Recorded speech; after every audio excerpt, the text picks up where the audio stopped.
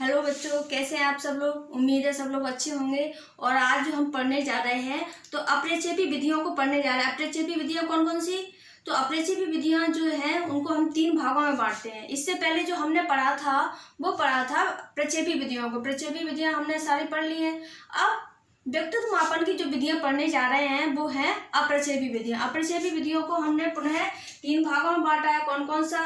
आत्मनिष्ठ विधि, वस्तुनिष्ठ विधि और मनोविश्लेषणात्मक विधि। ठीक है, तो कितने भागों में बांटा है हमने इन विधियों को? इन विधियों को हमने 3 भागों में बांटा है। तो कौन कौन से भाग हैं? आत्मनिष्ठ हो गया, फिर हो गया वस्तुनिष्ठ हो गया और मनोविश्लेषणात्मक विधियां। और इनकी जो उप विधियां हैं हमने इनके नीचे इनकी उप विधियों को लिखा है कि आत्मनिष्ठ विधियों में हम किन किन विधियों को समावेश करते हैं, वस्तुनिष्ठ विधियों में हम किन किन विधियों का समावेशन करते हैं और मनोविश्लेषणात्मक विधियों में हम किन किन विधियों का समावेशन करते हैं। आज हम इनका अध्ययन करेंगे, तो बारी बारी से सबका अध्ययन करेंगे। तो जैसे आत्मनिष्ठ विधि है, तो आत्मनिष्ठ विधियों में हमने किन किन विधियों को शामिल किया है? तो आप कहेंगे मैम हमने आत्मनिष्ठ विधियों में जो शामिल किया है वो है आत्मकथा विधि, जीवन इतिहास विधि, प्रश्नावली विधि और साक्षात्कार विधि। ठीक है, ये हो गई आत्मनिष्ठ विधियां। जो दूसरे नंबर पे हमने रखा है उनको रखा है वस्तुनिष्ठ विधियों को। तो वस्तुनिष्ठ विधियों में हमने किन किन उप विधियों को रखा है? तो आप कहेंगे मैम वस्तुनिष्ठ जो विधियां हैं, वस्तुनिष्ठ विधियों में हमने जो रखा है वो रखा है निरीक्षण विधि को, कर्म निर्धारण मापने को, समाज मिति को, निष्पादन परीक्षण को और रखा है परिस्थिति परीक्षण को। ठीक है, कौन कौन सी विधियां हैं? तो वस्तुनिष्ठ विधियों में की जो उप विधियां हैं उन विधियों में जो रखा है हमने, तो निरीक्षण विधि को, कर्म निर्धारण मापनी, समाज मिति, निष्पादन परीक्षण और परिस्थिति परीक्षण। ठीक है, ये हो गया। तो ये अभी हमने किन किन विधियों को देखा है? तो हमने आत्मनिष्ठ और वस्तुनिष्ठ को देखा है। अब हम यहाँ पर आते हैं जो तीसरा जो विधि है, तीसरी कौन सी विधि है? मनोविश्लेषणात्मक विधि। मनोविश्लेषणात्मक विधि में क्या लिखा है कि जो पहले नंबर पे हमने रखा है वो है मुक्त स्वतंत्र साचर विधि, ठीक है, और स्वप्न विश्लेषण विधि। तो इन विधियों को हमने रखा है, तो बारी बारी से इन विधियों का हम अध्ययन करेंगे। जैसे अब थोड़ा सा रिवीजन कर लें। व्यक्तित्व मापन की जो विधियां हैं, व्यक्तित्व मापन की विधियों को हमने 2 भागों में बांटा है। ठीक है, 2 भागों में कौन कौन से 2 भाग हैं? तो व्यक्तित्व मापन की विधियों के जो 2 भाग हैं वो प्रक्षेपी और अप्रक्षेपी। ठीक है, अगर आपके एग्जाम में क्वेश्चन आता है कि व्यक्तित्व मापन की जो विधियां हैं तो कितनी विधियां हैं, तो आप कहेंगे, आप आंसर करेंगे कि 2 विधियां हैं। कौन कौन सी विधियां हैं? तो प्रक्षेपी, अप्रक्षेपी। ठीक है, फिर क्या हुआ है? अप्रक्षेपी को पुनः 3 भागों में बांटा है। ठीक है, तो अप्रक्षेपी को पुनः 3 भागों में कौन कौन से 3 भागों में बांटा है? तो वो है आत्मनिष्ठ, वस्तुनिष्ठ और मनोविश्लेषणात्मक विधियां। ठीक है, इतना हमने देख लिया। फिर इनकी उप विधियों को भी हमने देखा है। उप विधियों को देखा है, उप विधियां हमने ये देख ली। अब जब आपको ये उप विधियां मालूम है, जैसे आत्मनिष्ठ विधि की ये उप विधियां हैं, वस्तुनिष्ठ विधि की ये उप विधियां हैं और मनोविश्लेषणात्मक विधि की ये हैं।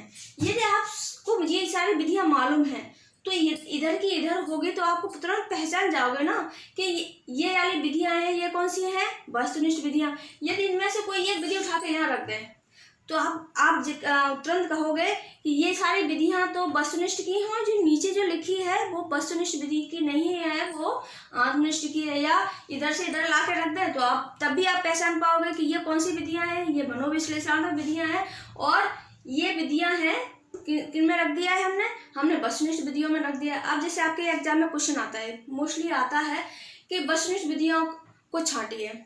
ठीक है, वस्तुनिष्ठ विधियों को छांटिए। तो आप इन विधियों को आपको ज्ञात होगा कि वस्तुनिष्ठ विधियां कौन कौन सी हैं। ठीक है, तब आप इनमें और कोई सी भी या तो इधर से रख दें या इधर से रख दें या प्रक्षेपी विधियों में से कोई एक विधि यहाँ रख दें तो आप तुरंत जान जाओगे कि ये जो अलग से जो रखी है वो प्रक्षेपी विधि है या अदर विधि कोई है या मनोविश्लेषणात्मक विधि में से कोई एक रख दी या आत्मनिष्ठ विधि में से कोई एक यहाँ पर उठा के रख दी है। तो ये सारी विधियां हैं। इन विधियों को आप नोट डाउन कर लीजिए, नोट्स बनाइए या स्क्रीनशॉट कर लीजिए, जो भी आपको उचित लगे वो कर लीजिए, लेकिन ये विधियां आपको ज्ञात होनी चाहिए। ये सारी विधियां कौन सी हैं? ये आत्मनिष्ठ हैं, ये वस्तुनिष्ठ हैं और ये मनोविश्लेषणात्मक विधियां हैं। ठीक है, अब हम इनको बारी बारी से क्रम से इनका अध्ययन करेंगे। ठीक है बच्चों, देखिए बच्चों, तो अभी हमने जो लिखा है यहाँ पर, मैंने जो लिखा है तो किसके बारे में लिखा है? आत्मकथा विधि के बारे में। आत्मकथा विधि किसमें आती है? आत्मकथा विधि आत्मनिष्ठ विधि की या व्यक्तिनिष्ठ विधि की एक उपविधि है। ठीक है, किसकी विधि है? आत्मनिष्ठ या व्यक्तिनिष्ठ विधि की एक उपविधि है। इसके अदर नाम क्या है? आत्मकथा विधि या अंतर्दर्शन विधि या आत्मनिरीक्षण विधि। क्या क्या उपनाम है इसके, या किन अन्य नामों से जाना जाता है आत्मकथा विधि को? आत्मकथा विधि को जो जाना जाता है बच्चों, तो आत्मकथा विधि को किन किन नामों से जाता है? अंतर्दर्शन विधि, आत्मकथा विधि और आत्मनिरीक्षण विधि। ठीक है, सेल्फ ऑब्जर्वेशन विधि। ठीक है, तो इन विधियों को इन नामों से जाना जाता है। अब आप इन विधियों को देखो, ये विधियां हो गई। इसमें क्या होता है कि एक व्यक्ति के द्वारा स्वयं की क्रियाओं का अध्ययन किया जाता है। मतलब स्वयं की क्रियाओं का अध्ययन करता है। कोई भी व्यक्ति है वो स्वयं की क्रियाओं को अध्ययन करता है, और यही जो चीज है, स्वयं की क्रियाओं को जो अध्ययन करता है, इसी को हम अंतर्दर्शन कहते हैं। ठीक है, अंतर्दर्शन किसे कहते हैं? कि कोई भी व्यक्ति स्वयं की क्रियाओं का जो अध्ययन करता है, उसी को हम क्या कहते हैं? अंतर्दर्शन कहते हैं।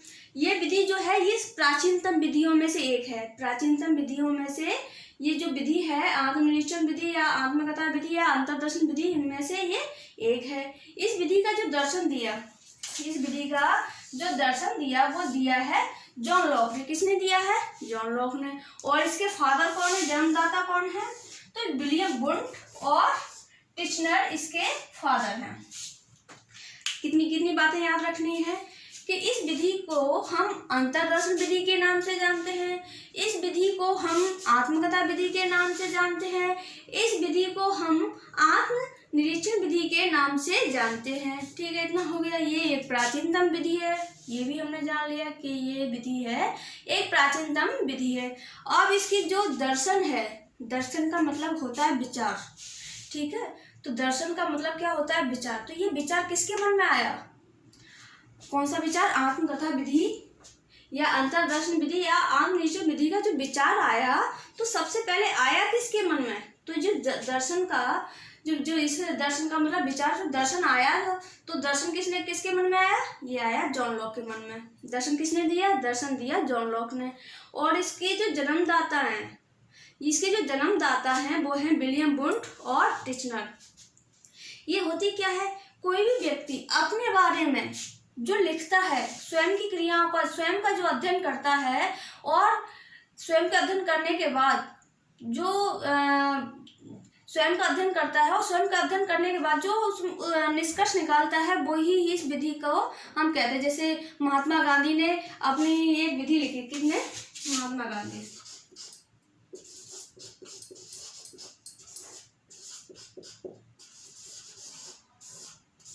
महात्मा गांधी ने अपनी आत्मकथा लिखी। तो कौन सी लिखी? सत्य के साथ मेरे प्रयोग। सत्य के साथ मेरे प्रयोग। तो महात्मा गांधी ने एक पुस्तक लिखी, सत्य के साथ मेरे प्रयोग। तो सत्य के साथ जो मेरे प्रयोग हैं, उनमें महात्मा गांधी ने कुछ अपने जीवन की कुछ घटनाओं का वर्णन किया है। उन्होंने अपनी कथा लिखी है, अपनी आत्मकथा लिखी है, और इसी को हम कहते हैं आत्मकथा विधि। कोई भी व्यक्ति अपने जीवन में घटित घटनाओं को, जब घटित होने वाली घटनाओं को क्या करता है? उनका अध्ययन करता है, और अध्ययन करने के बाद जो निष्कर्ष निकलता है, तो उसी को हम कहते हैं आत्मकथा विधि या निरीक्षण विधि। ठीक है, आत्मनिरीक्षण हो गया। कैसे आत्मनिरीक्षण होगा? और एक नेहरू जी की किताब है, ठीक है, नेहरू जी की एक और किताब है जिसमें उन्होंने अपने भारत एक खोज,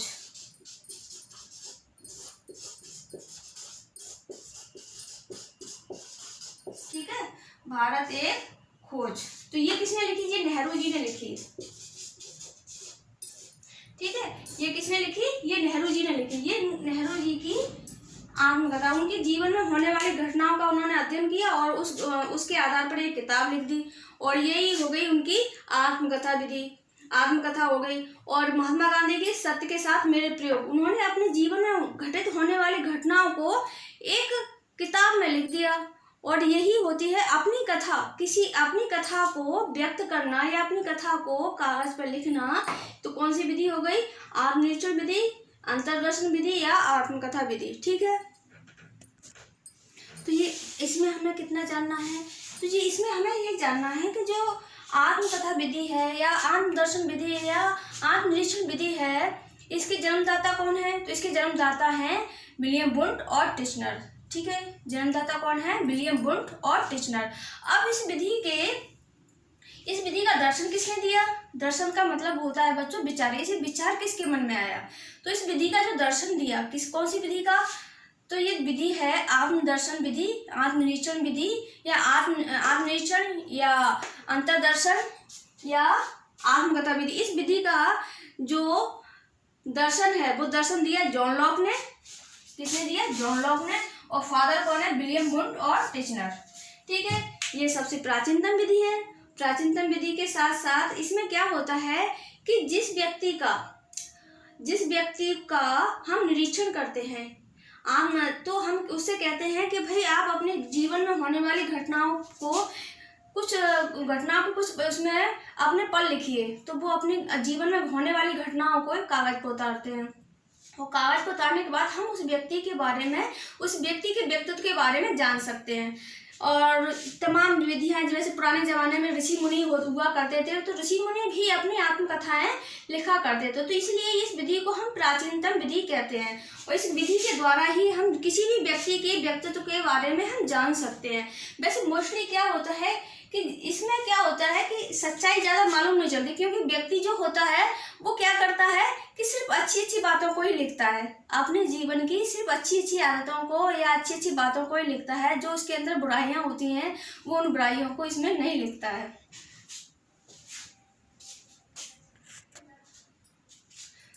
हेलो बच्चों, तो अब जो हमारा नंबर आया है वो है जीवन इतिहास विधि। ठीक है, जीवन इतिहास विधि या जीवन गाथा विधि। ठीक है, तो इस विधि के द्वारा क्या करते हैं, हम किसी व्यक्ति के जीवन के बारे में, उसके जीवन में होने वाली घटनाओं के बारे में जानते हैं। लेकिन इस विधि में क्या करते हैं, हम उस व्यक्ति से सीधे बात नहीं करते हैं। जैसे हमें किसी बालक का जीवन इतिहास विधि जाननी है, तो उसके जन्म से लेकर और वर्तमान समय तक उसके जीवन में जो होने वाली छोटी से बड़ी लेकर बड़ी घटनाओं का अध्ययन करते हैं। और उससे जिस व्यक्ति का हम अध्ययन कर रहे हैं उस व्यक्ति से हम उस बारे में कुछ नहीं पूछते। हम किससे पूछते हैं? उसके सगे संबंधियों से, जिनके साथ वो उठता बैठता है, जो इसके बारे में कुछ जानते हैं, जैसे उसके माता पिता, उसके भाई बहन, उसके दोस्त, उसके सगे संबंधी। उनसे हम उस व्यक्ति के बारे में जानकारी हासिल करते हैं। ठीक है, तो इस विधि में क्या होता है, इस विधि में व्यक्ति के जन्म से लेकर और वर्तमान समय तक का अध्ययन किया जाता है। किस विधि में? जीवन इतिहास विधि।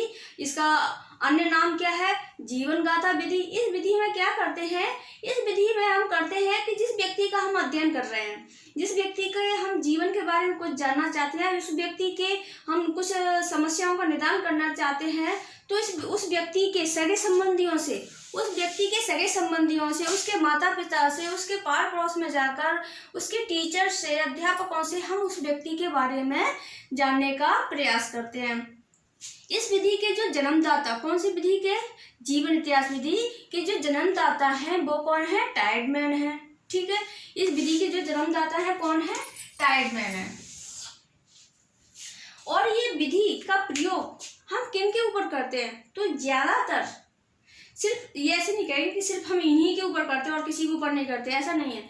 लेकिन ज्यादातर हम जो उपयोग करते हैं वो समस्यात्मक व्यक्तियों पर या अपराधी व्यक्तियों पर हम इस विधि का प्रयोग करते हैं, और ये जानने का प्रयास करते हैं ये विधि कि ये जो व्यक्ति है वो समस्यात्मक क्यों है या अपराधी व्यक्ति क्यों है, ये इसके अपराधी बनने के पीछे क्या रीजन है और क्या किस तरह से हम इसके अंदर जो अपराध की जो प्रवृत्तियां हैं, हम इनको कैसे कम कर सकते हैं, कैसे इसका उपचार कर सकते हैं, कैसे हम इसको एक नॉर्मल व्यक्ति कर सकते हैं। तो ये सब जानने के लिए हम क्या करेंगे, हम इस विधि के लिए हम क्या करेंगे कि उस व्यक्ति के जन्म से लेकर और वर्तमान समय तक के जीवन का अध्ययन करेंगे, और उसके जो सगे संबंधी हैं, जो उसके माता पिता हैं, उसके जो दोस्त हैं, उसके भाई बहन हैं, उसके पार पड़ोसी हैं, उनसे उसके बारे में हम छोटी से छोटी और बड़ी से बड़ी सारी घटनाओं को हम जानने की कोशिश करते हैं। और इस विधि में क्या होता है कि इस विधि का जो निरीक्षण करता होता है, तो वो उसको कैसा होना चाहिए, उसको एक अनुभवी व्यक्ति ही इस विधि का प्रयोग कर सकता है। साथ ही में ये विधि क्या है, ये विधि खर्चीली है, क्योंकि हम किसी व्यक्ति के जन्म से लेकर वर्तमान समय तक का यार उसका अध्ययन करेंगे तो हमें कितना टाइम लगेगा। जहाँ जहाँ उसके दोस्त रहते हैं, जहाँ उसके पार पड़ोसी हैं या उसके सगे संबंधी हैं, माता पिता हैं, हमें बार बार जाना होगा, हमें बार बार उन लोगों से मिलना होगा, तो हमें समय और शक्ति दोनों का हमें दोनों खर्च करनी पड़ेंगे। ठीक है, तो क्या हो गया, जीवन इतिहास विधि या जीवन गाथा विधि। इस विधि में इस विधि के जो जन्मदाता है वो कौन है, टायर्डमैन है। इस विधि का ज्यादातर प्रयोग हम किसके ऊपर करते हैं, ज्यादातर हम प्रयोग समस्यात्मक बालकों पर या समस्यात्मक व्यक्तियों पर या अपराधी व्यक्तियों पर इसका प्रयोग करते हैं। इस विधि के द्वारा और क्या क्या फायदा होते हैं, इस विधि के द्वारा हम क्या करते हैं, मनोवैज्ञानिक जो रोग होते हैं, तो मनोवैज्ञानिक रोगों का पता लगाकर हम उनका निदान और उपचार कर सकते हैं। जैसे मान लीजिए, जैसे हम किसी लड़की के लिए लड़का देखने जाते हैं, किसी लड़की के लिए हम लड़का देखने जाते हैं शादी के लिए। तो शादी के लिए जब लड़का देखने जाते हैं तो हम लड़के को देख आते हैं, लेकिन लड़के से सीधे हम वो चीज़ें नहीं जान सकते कि अब वो अपने बारे में पूरी जानकारी तो देगा नहीं हमें, कि अपने बारे में जो बुरी आदतें हैं या जो वो बताने वाली नहीं है वो भी बता दे, तो ऐसा तो वो करेगा नहीं कि अपनी सारी चीज़ें हमें बता दे।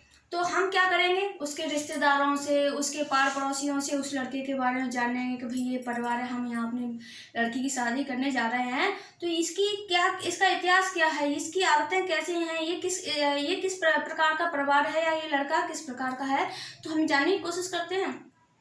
इसी तरह हम इस विधि में भी करते हैं। इस विधि में क्या करते हैं कि इस विधि में आप अगर स्क्रीनशॉट लेना चाहें ले सकते हैं। तो इस विधि में हम क्या करते हैं, इस विधि में हम जिस व्यक्ति का जीवन इतिहास ले रहे हैं, जीवन इतिहास के बारे में अध्ययन कर रहे हैं, तो उस व्यक्ति के पार पड़ोस में उसके दोस्तों के साथ, उसके माता पिता से, उसके भाई बहनों से उसके बारे में जन्म से लेकर अब तक की घटना, वर्तमान समय तक में उसकी सारी घटनाओं को लिखते हैं और लिखकर उसका निदान और उपचार करने का प्रयास करते हैं। ठीक है, तो जन्मदाता कौन है, टायर्डमैन है। तो अगर आपके में एग्जाम में क्वेश्चन आता है कि वो कौन सी विधि है जिसके द्वारा समस्यात्मक या अपराधी व्यक्तियों का निदान किया जाता है या उपचार किया जाता है, तो आप कहेंगे कि वो विधि कौन सी है, वो विधि है जीवन इतिहास विधि या जीवन गाथा विधि। अब क्वेश्चन आता है कि जीवन गाथा विधि या जीवन इतिहास विधि के जन्मदाता कौन है, तो आप कहेंगे कि जीवन इतिहास विधि या जीवन गाथा विधि के जो जन्मदाता हैं वो टायर्डमैन है। और ये जो विधि है, इस विधि का जो प्रयोग है हम समस्यात्मक बालकों या अपराधी बालकों पर करते हैं। इस विधि के द्वारा हम मनोवैज्ञानिक रोगों का पता लगा सकते हैं। इस विधि से हम निदानात्मक विधि क्या होता है कि कोई व्यक्ति यदि मनोवैज्ञानिक रोगों का शिकार है, ठीक है, तो इस विधि से हम उसका क्या कर सकते हैं, उपचार कर सकते हैं। और ये विधि कौन सी है, निदानात्मक विधियों में सर्वश्रेष्ठ विधि है। निदानात्मक विधियों में सर्वश्रेष्ठ विधि कौन सी है, तो निदानात्मक विधियों में जो सर्वश्रेष्ठ विधि है वो कौन सी है, वो है जीवन गाथा विधि। ठीक है, इतना समझ आ गया। हमने कौन कौन सी विधियां पढ़ी, हमने आत्मकथा विधि पढ़ ली, हमने जीवन इतिहास विधि पढ़ ली। अब जो हम पढ़ेंगे वो हम पढ़ेंगे प्रश्नावली विधि। ठीक है, इसमें कोई दिक्कत तो नहीं है, कोई परेशानी नहीं, इतना समझ में आ गया। जीवन इतिहास विधि या जीवन गाथा विधि, ठीक है, ये इसके नेम है। इस विधि का जो प्रयोग करते हैं किस तरह से करते हैं, तो जन्म से लेकर, क्वेश्चन ऐसे भी आता है, मैंने देखा है, कुछ मैंने प्रीवियस ईयर के क्वेश्चन देखे थे तो उनमें देखा था कि वो कौन सी विधि है जिसमें जन्म से लेकर और वर्तमान समय तक के अध्ययन किया जाता है, या वर्तमान समय तक का अध्ययन किया जाता है, वो विधि का नाम क्या है? तो उस विधि का नाम है जीवन गाथा विधि। तो जन्म से लेकर और वर्तमान समय तक का इसमें अध्ययन किया जाता है। जन्मदाता कौन है? टायर्ड मैन है। और इसका जो प्रयोग किया जाता है ज्यादातर, सिर्फ नहीं किया जाता, ज्यादातर किया जाता है समस्यात्मक या अपराधी व्यक्तियों पर। और इससे इस विधि से हम मनोवैज्ञानिक रोगों का पता लगा सकते हैं। यह विधि निदानात्मक विधियों में सर्वश्रेष्ठ है। यदि कैसे भी घुमा के क्वेश्चन पूछा जाए तो आप आंसर कर पाओगे। ठीक है, और ये इतना हो गया। अब हम पढ़ने जा रहे हैं प्रश्नावली विधि को। ठीक है बच्चों, तो बच्चों अभी जो हम पढ़ रहे हैं वो पढ़ रहे हैं हम प्रश्नावली विधि। प्रश्नावली विधि का जो अदर नेम है वो है परसूची विधि। परसूची विधि किसे कहते हैं? परसूची विधि हम कहते हैं प्रश्नावली विधि को। प्रश्नावली विधि को ही हम कागज पेंसिल विधि के नाम से ही जानते हैं। ठीक है, प्रश्नावली विधि को हम किन किन नामों से जानते हैं? कागज पेंसिल विधि। प्रश्नावली विधि को हम परसूची विधि के नाम से जानते हैं। इसमें क्या होता है, इस विधि में जिसका हम परीक्षण ले रहे हैं वो हमारे सामने, उसका सामने उपस्थित होना आवश्यक नहीं है। ठीक है, उसका सामने उपस्थित होना आवश्यक नहीं है। प्रश्नावली विधि का जो दर्शन दिया, जैसे मैं आपको पहले बता चुकी हूँ कि दर्शन का जो मतलब होता है वो विचार होता है। ठीक है, तो प्रश्नावली विधि का जो विचार या दर्शन सबसे सर्वप्रथम किसने दिया? तो प्रश्नावली विधि का जो दर्शन दिया था वो दिया था सुकरात जी ने। ठीक है, सुकरात जी ने जो दर्शन दिया था प्रश्नावली विधि का दिया था। और इसके जो जन्मदाता हैं वो कौन है? वो वुडवर्थ जी है। ठीक है, जो जन्मदाता कौन है? जन्मदाता वुडवर्थ जी है, मनोवैज्ञानिक। और जो दर्शन दिया, दर्शन किसने दिया? वो सुकरात जी ने दिया। अगर आपसे क्वेश्चन पूछा जाए कि ये बताइए कि प्रश्नावली विधि का दर्शन किसने दिया, प्रश्नावली विधि का दर्शन किसने दिया, तो आप कहेंगे मैं प्रश्नावली विधि का जो दर्शन दिया है वो दिया है सुकरात जी ने। और इस विधि के जन्मदाता कौन है? तो आप कहेंगे मैं प्रश्नावली विधि के या कागज पेंसिल विधि के या परसूची विधि के जो जन्मदाता हैं वो हैं वुडवर्थ जी। ठीक है, और इस विधि के कितने प्रकार हैं? प्रश्नावली विधि को हम 4 भागों में बांटते हैं। ठीक है, 4 भाग कौन कौन से हैं? बंद प्रश्नावली, खुली प्रश्नावली, सचित्र प्रश्नावली और मिश्रित प्रश्नावली। तो जो बंद प्रश्नावली विधि है बच्चों, ठीक है, जो बंद प्रश्नावली विधि है इसमें जो आंसर देने होते हैं वो हाँ या ना में जवाब देना होता है। व्यक्ति को कैसे जवाब देना होता है? हाँ या ना में। और जो खुली प्रश्नावली है, खुली प्रश्नावली में व्यक्ति को अपने विचारों को लिखने की छूट दी जाती है। हाँ, ये बंद प्रश्नावली मतलब इसमें हम अपने विचार नहीं लिख सकते, इसमें हम अपने विचार नहीं लिख सकते। इसमें सिर्फ क्या करेंगे हम? हाँ या ना में या प्रतिबंधित जो जवाब है बस वही हम जवाब दे सकते हैं। इसमें अपनी तरफ से हम कोई जवाब नहीं दे, जो उसका आंसर पहले से फिक्स है वही आंसर हम दे सकते हैं, हाँ या ना, या पहले से जो आंसर फिक्स है वो आंसर दे सकते हैं। खुली प्रश्नावली में क्या होता है, हम अपने विचारों को भी हम व्यक्त कर सकते हैं। सचित्र प्रश्नावली में क्या होता है, जो प्रश्न का जो आंसर होता है, आंसर से संबंधित जो चित्र होता है तो हम चित्र के द्वारा इसका हम आंसर दे सकते हैं। और जो मिश्रित प्रश्नावली है, तो मिश्रित प्रश्नावली किसे कहते हैं? तो मिश्रित प्रश्नावली में ये तीनों का गुण, ये तीनों को समावेशन मिश्रित प्रश्नावली में होगा। तीनों का समावेशन किस में होगा? मिश्रित प्रश्नावली में होगा। अब इसका एक चीज और है कि ऐसा नहीं है कि सिर्फ हम इसमें कुछ ही एक ही व्यक्ति का हम इसमें क्या करेंगे, इसमें सिर्फ परीक्षण करेंगे, ऐसा नहीं है। इसमें हम लाखों लोगों का एक साथ परीक्षण कर सकते हैं। इस विधि में, प्रश्नावली विधि में या कागज पेंसिल विधि में या परसूची जो विधि है, परसूची विधि में हम जो एक साथ लाखों लोगों का हम इसमें अध्ययन कर सकते हैं। ठीक है, और जो ये विधि है, इस विधि में हम लाखों लोगों को एक साथ अध्ययन कर सकते हैं। इस विधि को हम किन नामों से जानते हैं? परसूची विधि, प्रश्नावली विधि या कागज पेंसिल विधि के नाम से भी हम इनको जानते हैं। इस विधि को हम 4 भागों में बांटते हैं, बंद प्रश्नावली, खुली प्रश्नावली, सचित्र प्रश्नावली और मिश्रित प्रश्नावली। ठीक है बच्चों, ये हो गया। अब आप प्रश्नावली विधि को यदि हम मौखिक रूप से, ये चीज थोड़ा नोट डाउन करने वाली है, यदि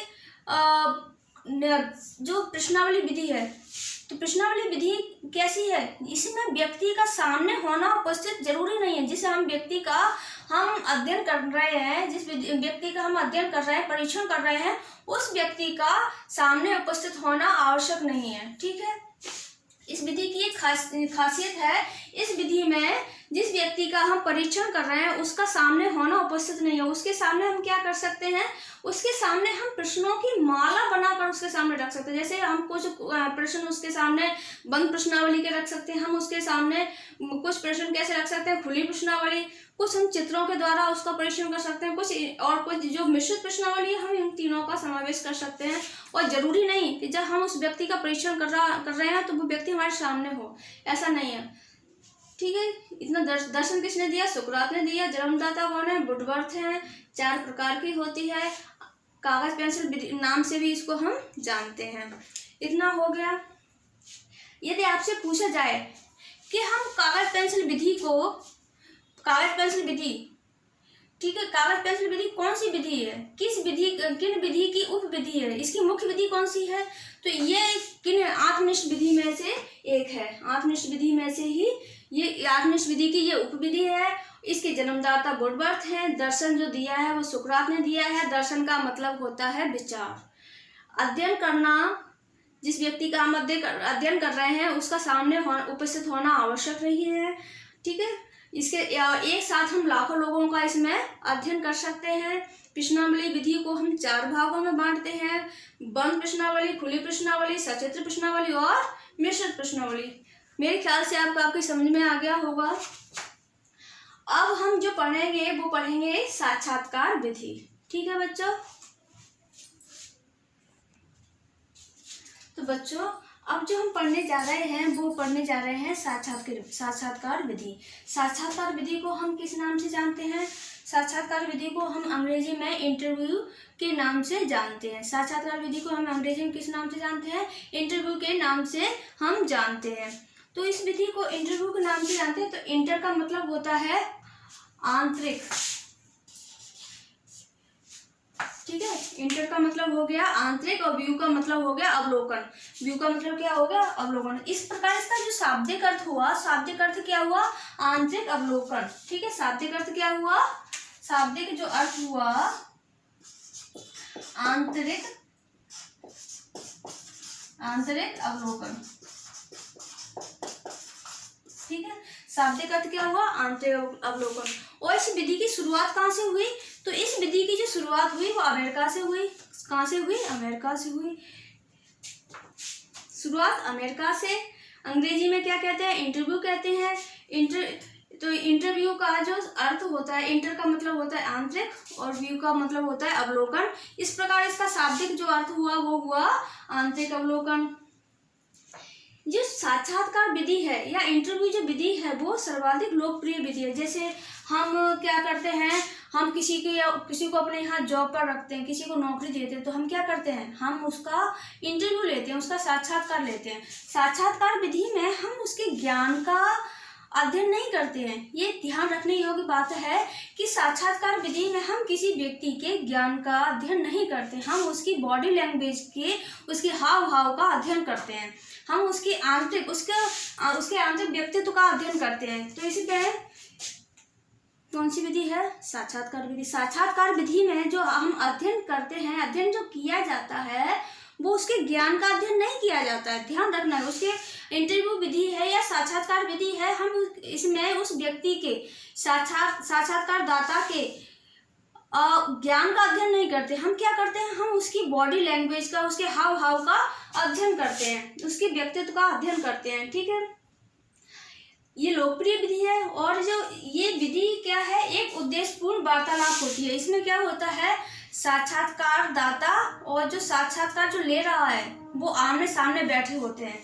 कैसे होते हैं, आमने सामने बैठे होते हैं और वो उसके बारे में जानकारी हासिल करते हैं। साक्षात्कार विधि कितने प्रकार की होती है, तो साक्षात्कार विधि जो होती है वो 2 प्रकार की होती है। कितने प्रकार की होती है, 2 प्रकार की होती है। कौन कौन सी, औपचारिक और अनौपचारिक, फॉर्मल और इनफॉर्मल। ठीक है, साक्षात्कार विधि कितने प्रकार की होती है, फॉर्मल और इनफॉर्मल। तो आप सोचिए फॉर्मल इनफॉर्मल कैसे हो सकती है। तो मान लीजिए कि हम किसी को बता दें कि हम आपके बारे में कुछ जानकारी, जैसे किसी लड़की को देखने लड़के वाले आए हैं, तो पहले से सूचना है तो क्या है, वो लड़की पहले से तैयार हो जाएगी, सज संवर जाएगी, अपने घर में साफ सफाई कर लेगी। उसके जो घर वाले हैं, लड़की के घर वाले, तो वो अपने घर में साफ सफाई कर लेंगे और उनका आने का, उनकी खातिरी का इंतजाम कर लेंगे। लेकिन यदि वही लोग, लड़के वाले लोग, यदि बिना बताए, कोई बिना पहले से पूर्व सूचना के यदि अचानक से आ जाते हैं और अचानक से घर में प्रवेश हो जाते हैं, तो क्या वो घर के लोग अपने नॉर्मल जैसे बेस में सब लोग जैसे अपने घर में रहते हैं वैसे रह रहे हैं और अचानक से हो जाएंगे, तो वो होगी इनफॉर्मल।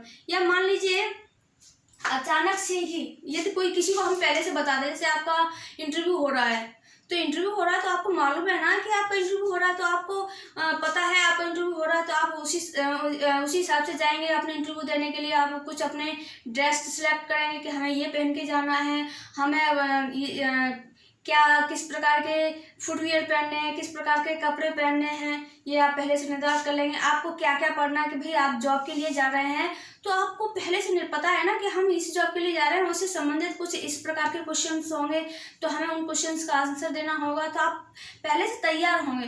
लेकिन जब इनफॉर्मल जो साक्षात्कार होता है, तो उसमें पहले से व्यक्ति को नहीं पता होता है कि उसका साक्षात्कार होने जा रहा है, अचानक से उसका साक्षात्कार लिया जाता है, तो हम उसको कहते हैं इनफॉर्मल। शुरुआत कहाँ से हुई? अमेरिका से हुई। अंग्रेजी में हम क्या कहते हैं? इंटरव्यू कहते हैं। ये लोकप्रिय विधि है। इसमें हम जो साक्षात्कारदाता है उसके ज्ञान का अध्ययन नहीं करते, हम उसके हाव भाव का, उसके व्यक्तित्व का अध्ययन करते हैं, उसकी बॉडी लैंग्वेज का हम इसमें अध्ययन करते हैं। तो इसमें हमने कितनी जानने वाली बातें हैं इसमें। और इसमें एक चीज और है, इसमें समय सीमा और प्रश्नों का कोई वो नहीं होता है कि हम सिर्फ इतने ही प्रश्न पूछेंगे, या जैसे हम किसी व्यक्ति का इंटरव्यू ले रहे हैं, ठीक है, इंटरव्यू ले रहे हैं, तो हम ये थोड़ी है कि सिर्फ हम 5 मिनट 10 मिनट या 15 मिनट उसका एक समय निर्धारित है कि बस हम इतनी देर इसका इंटरव्यू लेंगे। मना आ गया तो हमने घंटों उसका इंटरव्यू ले लिया, ठीक है। मना आ गया, जैसे हम 5-10 मिनट ना लेकर हम उसका घंटों से, जितने भी लोग वहाँ सामने पैनल बैठा रहता है, तो उससे तरह तरह के क्वेश्चन पूछते हैं, तो 5 मिनट में भी हो सकता है, वही इंटरव्यू आपका 10 मिनट में भी हो सकता है, वो घंटों भी चल सकता है। तो इसमें कोई समय सीमा और प्रश्न निर्धारित नहीं होते, प्रश्नों की लड़ी लगा देते हैं। वो साक्षात्कार जो लेते हैं वो प्रश्नों की लड़ी भी लगा सकते हैं और कम भी प्रश्न पूछ सकते हैं। आपका इंटरव्यू जो होता है वो 5-10 मिनट में भी आप फ्री हो सकते हैं इंटरव्यू से, और आपका इंटरव्यू कहो घंटों चल सकता है। तो इसमें समय सीमा और प्रश्न जो समय होता है, या प्रश्नों की संख्या या समय सीमा कोई निर्धारित नहीं होती है। एक चीज हो गई। सर्वाधिक लोकप्रिय विधि है, ठीक है। उद्देश्यपूर्ण वार्तालाप होता है, जब आमने सामने व्यक्ति बैठते हैं तो इनमें उद्देश्यपूर्ण वार्तालाप होता है, क्योंकि जो साक्षात्कार जो लेता है, वो जो साक्षात्कारदाता होता है, वो क्या करते हैं, उसके अंदर उसके व्यक्तित्व को जानने की कोशिश करते हैं और एक किसी उद्देश्य को ध्यान में रखकर वार्तालाप किया जाता है। साक्षात्कार 2 प्रकार का होता है, फॉर्मल और इनफॉर्मल, औपचारिक और अनौपचारिक। पहले से सूचना देकर जब हम किसी व्यक्ति का साक्षात्कार लेते हैं तो हम उसको क्या कहेंगे, फॉर्मल या औपचारिक कहेंगे। जब हम किसी व्यक्ति को पहले से बिना सूचना दिए ही हम उसका साक्षात्कार लेते हैं या उसका निरीक्षण करते हैं, तो हम उसको इनफॉर्मल या अनौपचारिक कहेंगे, ठीक है। इसमें क्या होता है, इसमें हम क्या करते हैं, इसमें व्यक्ति के ज्ञान का अवलोकन ना कर ज्ञान का अध्ययन ना कर हम उसकी बॉडी लैंग्वेज, उसके व्यक्तित्व का, उसके हाव भाव का अध्ययन करते हैं। इसका शाब्दिक अर्थ क्या है, आंतरिक अवलोकन हो गया। इसका अंग्रेजी में क्या कहते हैं, हम इसको अंग्रेजी में हम कहते हैं इसको इंटरव्यू, ठीक है। शुरुआत कहाँ से हुई, अमेरिका से हुई। तो आज हमने क्या कर लिया, आज हमने अपनी आत्मनिष्ठ विधियों को कंप्लीट कर लिया, हमने आत्मनिष्ठ विधियों को पूरा कर लिया, ठीक है। और जो हम कल पढ़ेंगे या नेक्स्ट क्लास में जो हम पढ़ेंगे वो हम वस्तुनिष्ठ विधियों का अध्ययन करेंगे, ठीक है। ख्याल रखिएगा। जय हिंद।